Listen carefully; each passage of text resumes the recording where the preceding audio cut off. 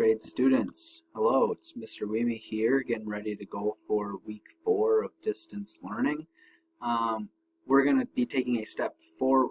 Oh, wait a minute. Did I say Mr. Weemy? Surprise. It's Mr. Thomas here for week 4. I was really just missing all of you 8th graders, and I pretty much had to beg Mr. Weemy to come on here to give this introduction video, since analyzing and comprehending poetry, hint hint, which is what we're going to be doing, is one of my favorite things to do. So before we get into everything, I hope all is well, and I hope you're all doing well through this. I know times are tough, but unfortunately we still need to be doing some English work. So let's get into what we're going to be doing for this week. Now I want you all to keep note that this is a week-long kind of unit, so you should have everything done from last week, and that should allow you to complete everything for this week in a reasonable time and not overstress yourself. But we'll get into that here shortly. So if you look at this last week, so this last week was our Unit 2. So we've already completed vocabulary and forms of poetry. We've learned about things such as, stanza, meter, rhyme, iambic pentameter. We learned about the types of poems, or such as sonnet, free verse, blank verse, haiku, limerick, acrostic. So we should have already completed this folder, and we should be familiar with, the basic vocabulary terms for poetry and the basic forms of poetry. And then we should have already completed this identify forms of poetry folder, where we're essentially just able to identify which poem is which based off of the examples. So we should have already completed these 2 folders. Now we're going to get into analyzing and comprehending poetry, which is essentially just what is the poem saying.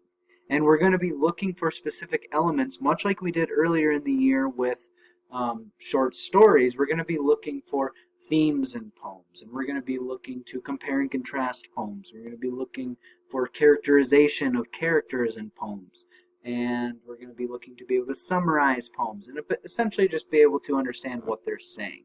So if you click into this folder, you'll notice that there are 2 other folders in this folder. One that is comprehending poetry and one that's analyzing poetry. What I'm going to do is I'm just going to briefly take you through these 2 folders and what you should be completing.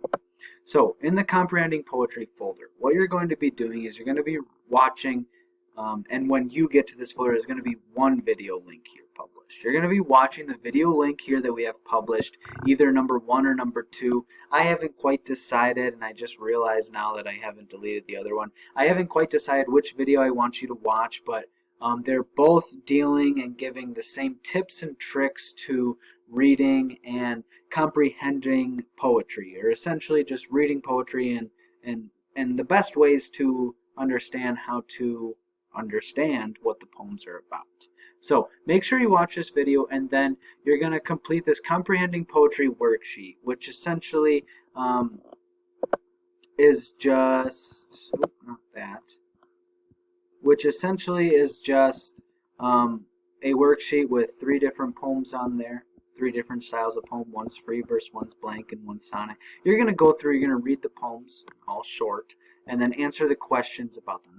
Now make sure when you answer them, don't be afraid to be creative and kind of branch out. As long as you're able to explain yourself, it's hard for Mr. Weemy or myself to say that you're wrong. And that's the beauty about poetry, is that there are a lot of different interpretations and meanings to poems.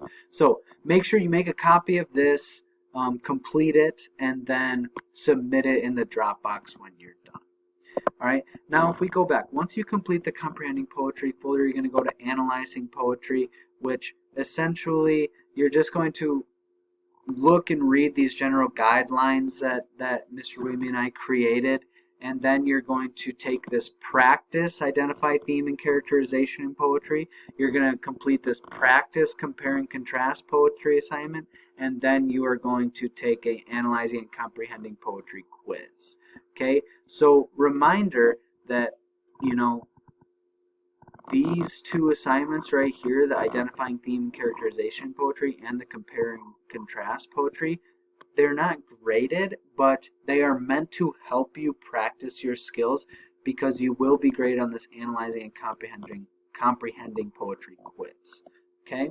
So please feel free to reach out to Mr. Weemy or myself if you have any questions. And that's about it. So good luck with this week. Make sure you're staying on task, and I hope all is well. It was great to, well, I didn't get to see you, but it was great to hear from you 8th graders. Take care.